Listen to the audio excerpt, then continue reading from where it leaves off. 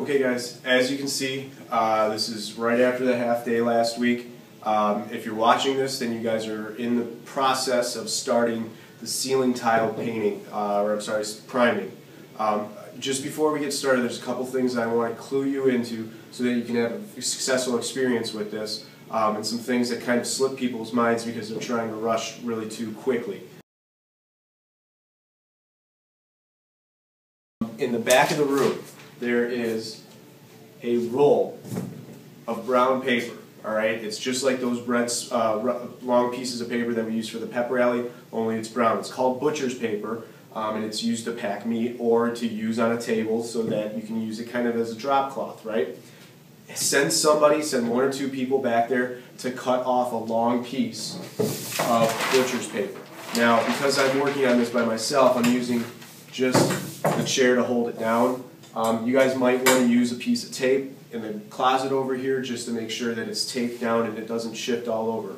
This is going to help you guys out when it comes to cleaning up at the end of the hour so that nothing just drops on the ground, or you can kind of minimize as much cleanup as possible. Second thing that you're going to need is your ceiling tile. This is one that I did last year that someone didn't finish.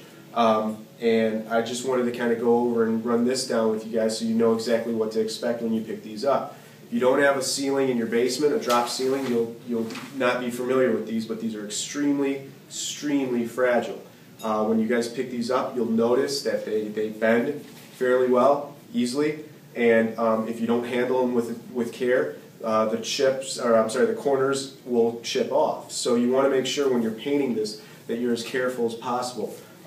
Because we have a limited time in this class, I've watched so many people walk around and try to run through the room to get the next step done, and they end up knocking down everybody's boards, or what ends up happening is they end up chipping their board and having it drop on the ground. These are $7 a piece, so I'm trying to save you guys the $7 that you would have to reimburse me so that we don't have holes in the ceiling.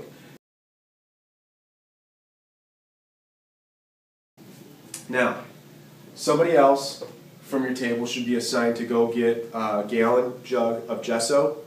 These are located over by the sink on the opposite side. They're gallon jugs. You're going to want to make sure that you shake it up as much as possible, and then you pull the tab that's around the gallon to open it up. So there's going to be somebody who doesn't listen to this, and they're going to try to pry this off. There's a seal around it that you've got to take off first, all right? And make sure you shake it up. You'll notice if you don't shake it up and you take it off, there's like this gooey mess at the top.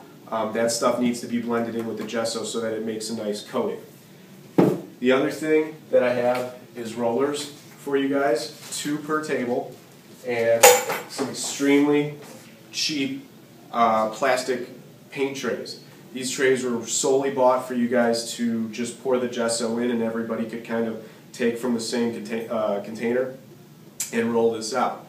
What I'm going to do with you guys is make sure that everyone has 2 of these at their table, so that you're not all constantly going for the same collection. Now, pause this video, get all those things set, and I'll play it back for you guys so you can see what I'm exactly doing. All right?